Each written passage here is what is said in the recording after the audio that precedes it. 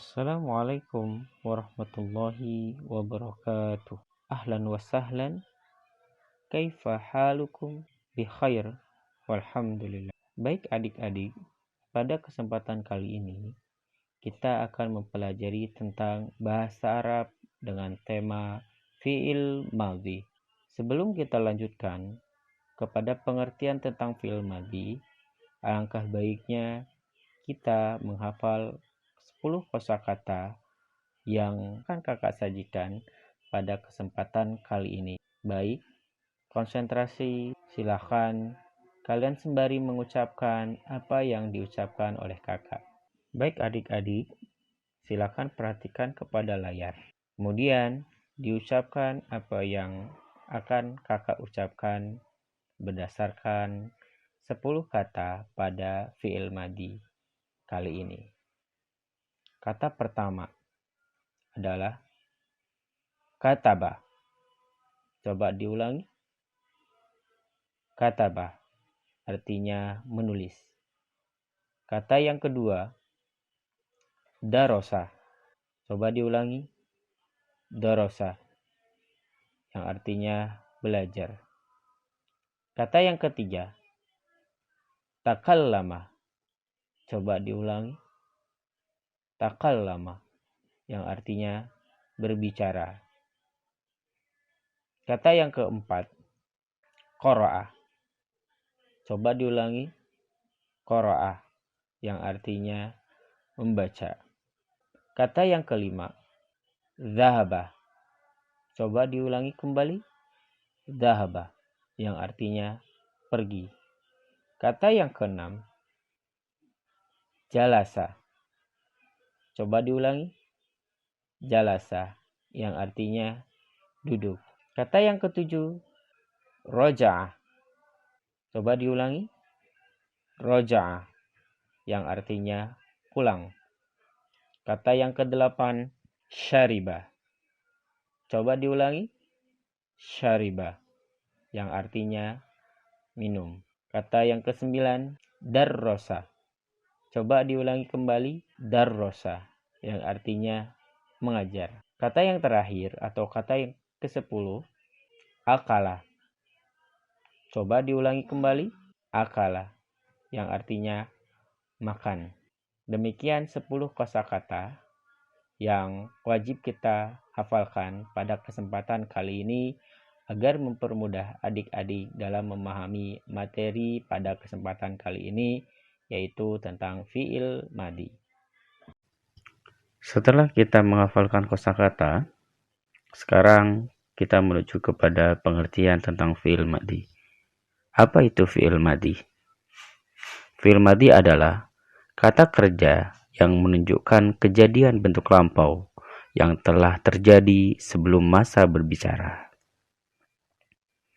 Seperti qara'a, kataba, dahaba, roja'a, dan darosa. Jadi, 5 kata ini memiliki arti telah dikerjakan. Sebagaimana artinya qara'a telah membaca, kataba telah menulis, dahaba telah pergi, roja'a telah kembali atau pulang, darosa telah belajar. Fi'il madhi ini memiliki tanda-tanda agar kita dapat memudahkan untuk mengidentifikasi apakah ini fi'il madhi ataupun fi'il mudhari'.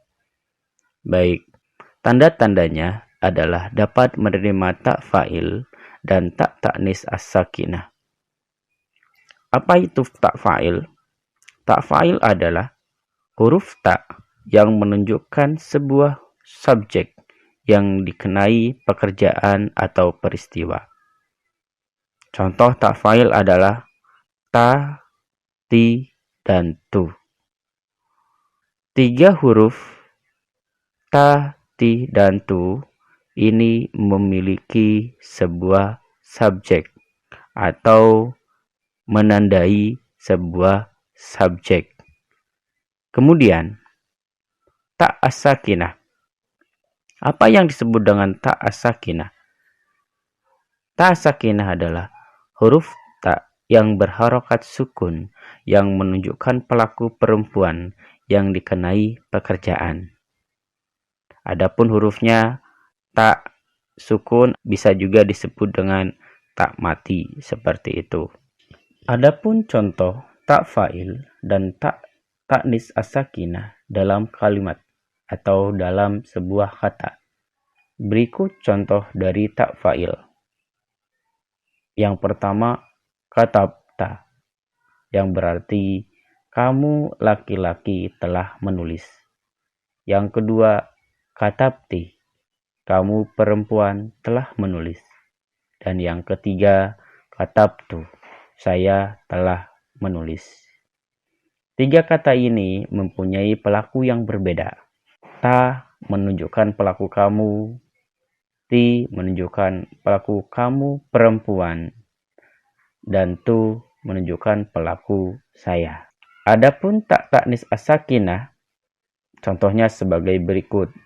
Katabat diakhiri dengan tak sukun atau tak taknis as-sakinah yang memiliki arti dia perempuan.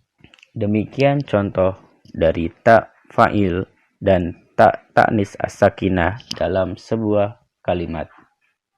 Selain dari 4 tambahan huruf tadi, yaitu tak fa'il dan tak taknis as-sakinah, ada beberapa huruf tambahan yang mewakili sebuah domir atau pelaku. Sebagai contoh, huwa, kemudian huma, dan hum.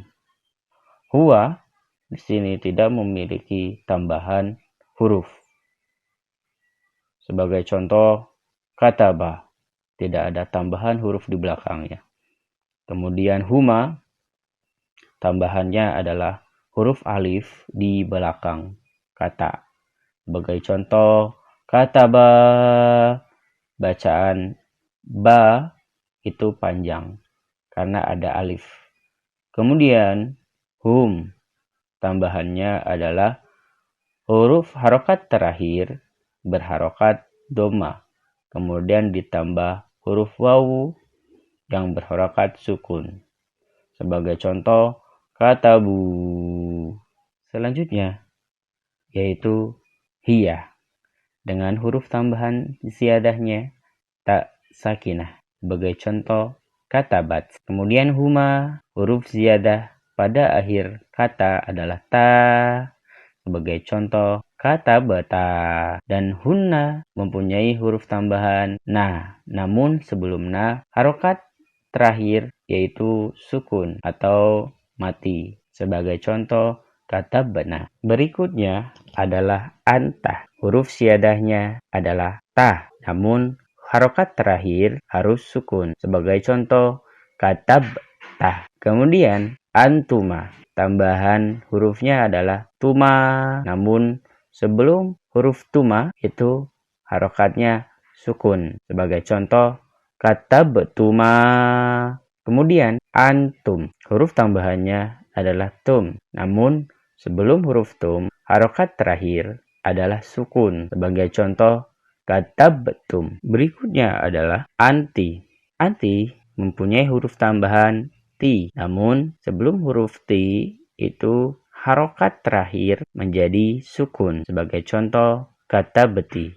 Kemudian antuma. Huruf tambahannya adalah tuma, namun sebelum kata atau huruf tuma, harokat terakhir yaitu sukun. Sebagai contoh, katabtuma. Kemudian antunna.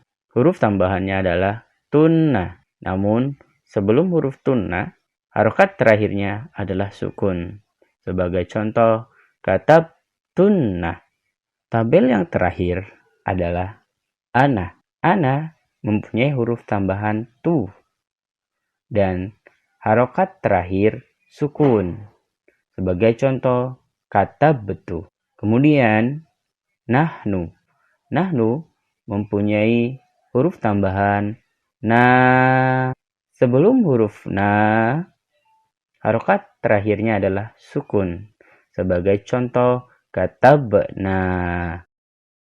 Demikianlah tabel fa'il pada fi'il madhi yang telah kakak jelaskan pada kesempatan kali ini. Mudah-mudahan adik-adik semuanya dapat memahami tabel-tabel fa'il pada fi'il madhi ini. Sebelum kakak akhiri pertemuan kita pada kesempatan kali ini, alangkah baiknya adik-adik menjawab soal yang akan kakak berikan pada akhir pertemuan kita pada kali ini. Silakan adik-adik perhatikan tabel berikut ini. Di sini disediakan kalimat, kemudian tabel di sampingnya masih kosong. Silakan adik-adik isikan domir yang tepat atau yang sesuai dengan kalimat yang ada di sampingnya. Demikianlah pelajaran kita pada kesempatan kali ini tentang fi'il madhi. Mudah-mudahan apa yang kita pelajari pada kesempatan kali ini dapat bermanfaat bagi kita semuanya. Terima kasih atas perhatiannya. Wassalamualaikum warahmatullahi wabarakatuh.